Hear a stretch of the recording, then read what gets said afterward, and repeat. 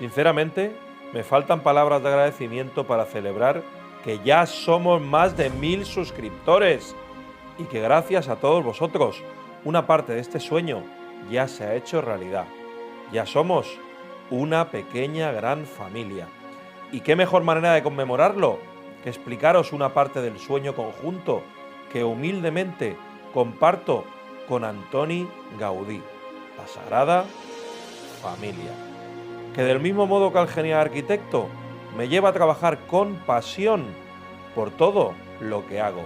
Gracias, Gaudí, por este maravilloso regalo que nos ha permitido a los guías oficiales de turismo de Cataluña trabajar con amor por dar a conocer tu legado. Y cómo no, gracias, queridos suscriptores y suscriptoras, por recorrer conmigo la senda iniciada hace poco menos de medio año, para que poco a poco nuestra pequeña gran familia, e igual de sagrada, sea cada vez mejor. Sin más dilación, empecemos con esta historia: la fachada del nacimiento, el sueño de Gaudí. La construcción de la Sagrada Familia comienza en 1882 con la cripta situada bajo el ábside, según un primer diseño neogótico de Francisco Paula del Villar. Cuando el encargo pasa a manos de Gaudí, lo transforma totalmente y adapta el proyecto a sus ideales. No fue hasta 1883, una vez finalizada la cripta y el ábside, cuando Gaudí se plantea un proyecto mucho más ambicioso y complejo de su vida como hombre de fe, y una de las mayores contribuciones a la cultura de la Iglesia Católica. De aquí nace la fachada de la Natividad. Esta fachada presenta una decoración exultante donde todos los elementos son evocadores de la vida. Gaudí se centra en la faceta más humana y familiar de Jesús, con una amplia profusión de elementos populares, como herramientas y animales domésticos. Esta fachada fue la elegida por Gaudí para dar un ideal global de la estructura y decoración del templo.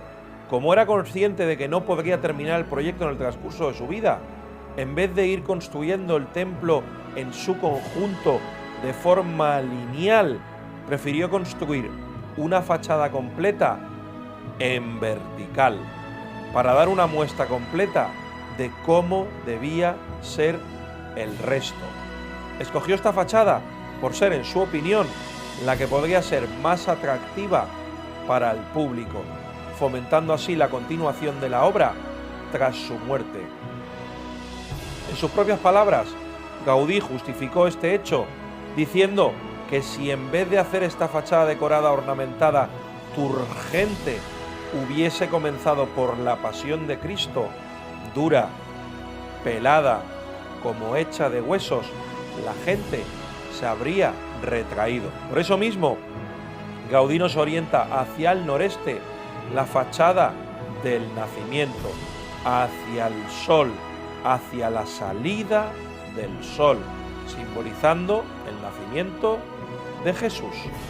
En contraposición, obviamente, a la fachada del oeste, la fachada del ocaso, la fachada que representa la pasión de Cristo.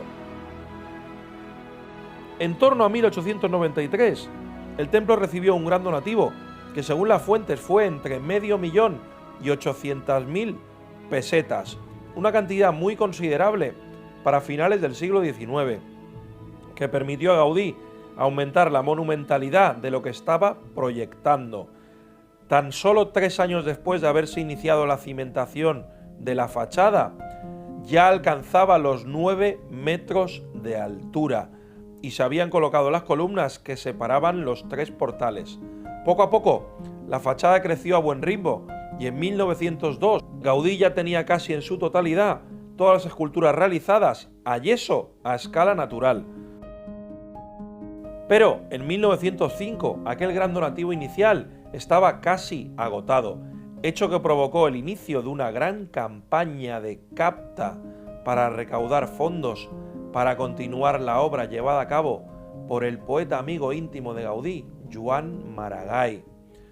La campaña dio sus frutos y la obra pudo continuar con sus altibajos hasta el año 1914, momento en que Gaudí deja el resto de las obras que realizaba como arquitecto para centrarse únicamente a la obra de Dios en el templo.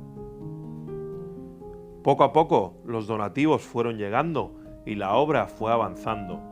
Finalmente, el primer campanario que se acabó por completo y que Gaudí pudo ver sin andamios fue el de San Bernabé.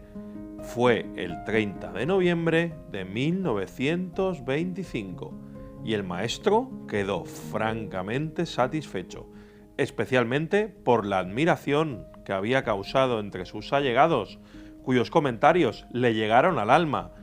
«Es un regalo del cielo», decían.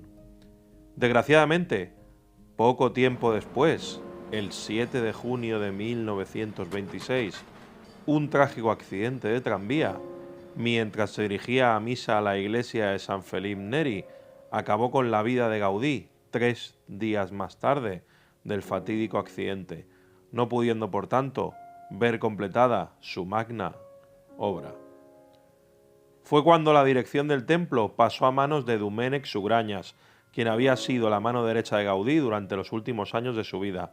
Así, pudo continuar fielmente las intenciones del maestro y su manera de trabajar, consiguiendo finalizar en 1930 el resto de las torres y en 1932 coronar el conjunto con el ciprés central. La obra simbólica de Gaudí, por fin, estaba acabada.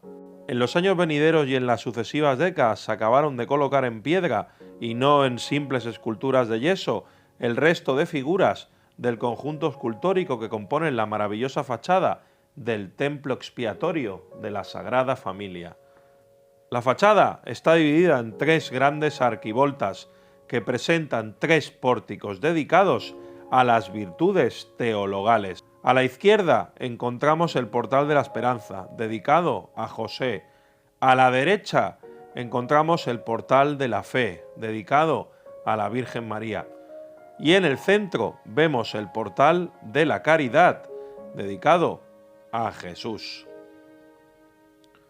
Culminados todos ellos con las torres campanario dedicadas de izquierda a derecha a San Bernabé, San Simón, San Judas Tadeo y San Matías.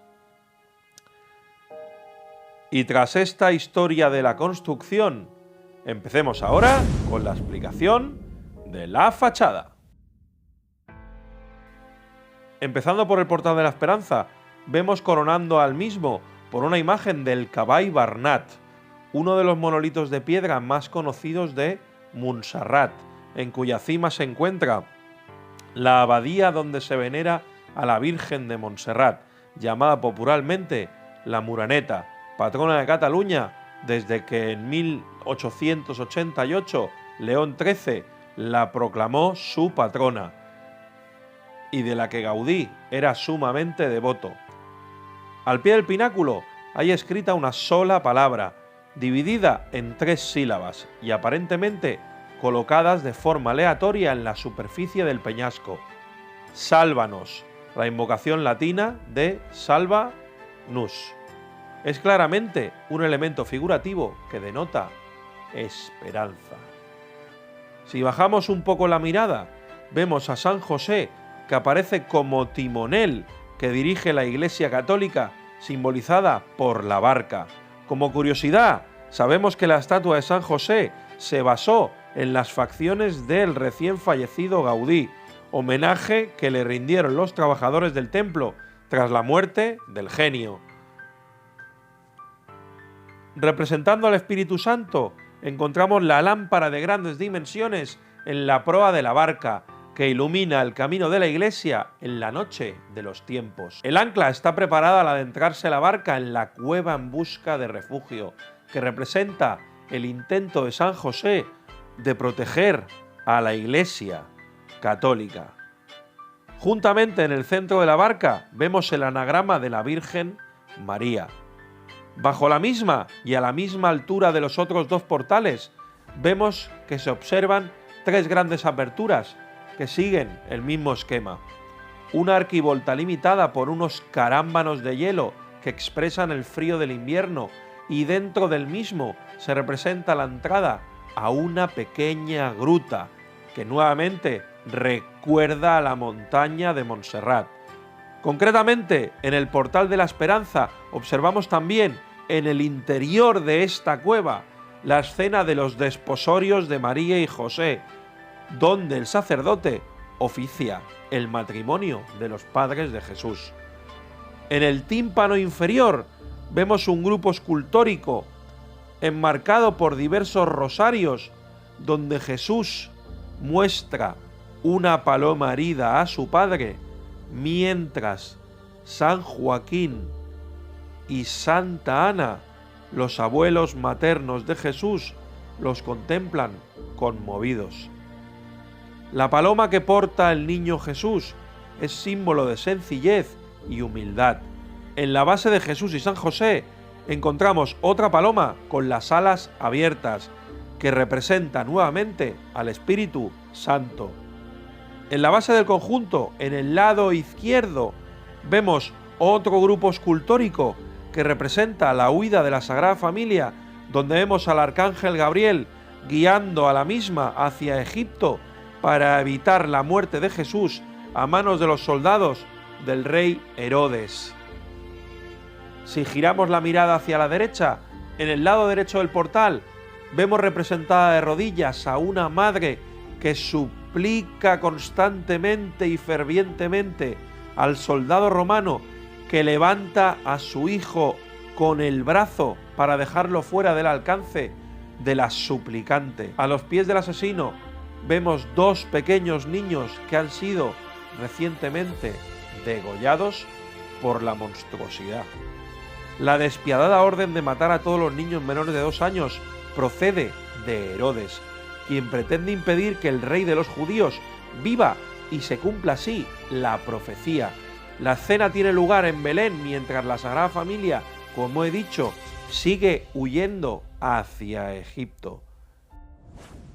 Si cambiamos la mirada por todo el lado derecho de la fachada hacia el portal de la fe, vemos que este portal está coronado por el símbolo eucarístico de las espigas de trigo y las uvas del vino. Bajo este pináculo nos encontramos la Dextera Dei, o lo que es lo mismo, la mano de Dios y el ojo de Dios, símbolos de su omnipresencia y de su providencia. No hemos de olvidar que Gaudí siempre creyó que nada de lo que sucedía era casual, sino todo lo contrario, era providencial, hasta el punto, y esto que Gaudí sí que no lo sabía, que la Sagrada Familia a día de hoy se encuentra en el lugar geográfico de Barcelona providencial, porque está en el centro exacto geográfico de la ciudad, a la misma distancia del río Besós que del río Llobregat, y a la misma distancia del mar que de la montaña. Maravilloso, ¿verdad? En el tímpano superior, a la misma altura de la barca de San José, encontramos la figura femenina de la Inmaculada Concepción.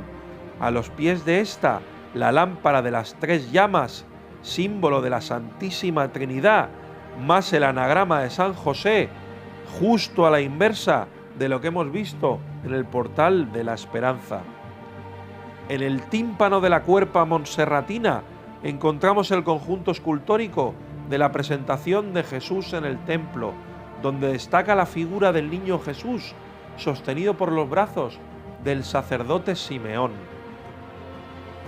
En el tímpano inferior vemos representada la escena de Jesús entre los doctores, donde encontramos un poco hacia la derecha a José y María que contemplan anonadados, contemplan embelesados a su hijo Jesús, que con tan solo 12 años demuestra un dominio de la oratoria y un conocimiento de las tablas de ley, al igual que los propios maestros del templo que la pregonan. Sus padres lo acababan de encontrar en dicho templo, en Jerusalén, tras haberlo buscado durante 3 días en la caravana en la que regresaban a Nazaret, junto a amigos y parientes, habiendo venido a Jerusalén para celebrar la fiesta de la Pascua. En el lado izquierdo inferior del portal vemos la escena de la visitación. María ha dejado Nazaret para ir a visitar a su prima Isabel. Ha sabido por el arcángel Gabriel que Isabel también está embarazada, pese a ser una mujer estéril y anciana. Isabel recibe a María con estas palabras: bendita tú entre las mujeres.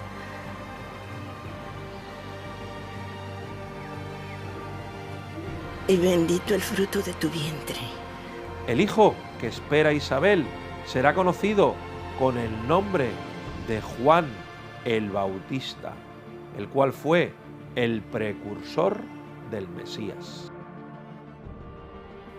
El cual vemos representado en el lado izquierdo sobre este mismo conjunto, y a la derecha de este vemos a su padre y a la vez obviamente marido de Isabel, que es San Zacarías. A la derecha del portal vemos a Jesús obrero, que trabaja humildemente en el taller de su padre.